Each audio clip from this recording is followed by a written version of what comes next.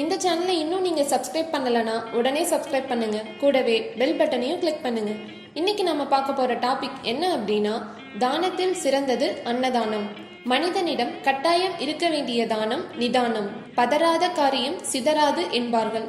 அதேபோல் நிதானத்தோடு இருந்தால் மட்டுமே நிம்மதி கிடைக்கும். தானத்தில் நிதானம் முக்கியம்தான்.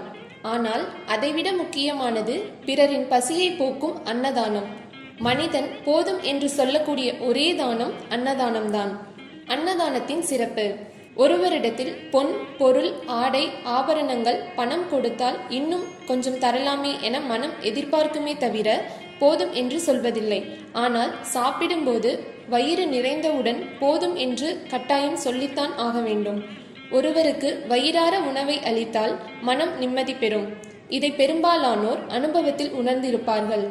போதும் என்ற சொல்லே அன்னதானம் செய்பவர்களுக்கு போதுமான செல்வத்தை கொடுக்குமாம். எனவேதான் எல்லா தானங்களிலும் அன்னதானமே சிறந்தது என்று சொல்லி வைத்திருக்கிறார்கள். அன்னதானம் செய்யும் போது பிறர் போதும் என்று சொல்லும் அளவிற்கு செய்ய வேண்டும். எப்படி அன்னதானம் செய்ய வேண்டும்?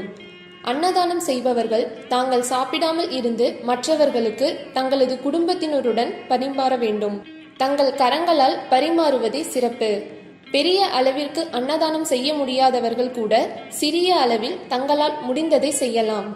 அன்னதானத்தை தங்கள் மேற்பார்வையில் முறையாக செய்ய வேண்டும். எப்போதெல்லாம் அன்னதானம் கொடுக்கலாம்?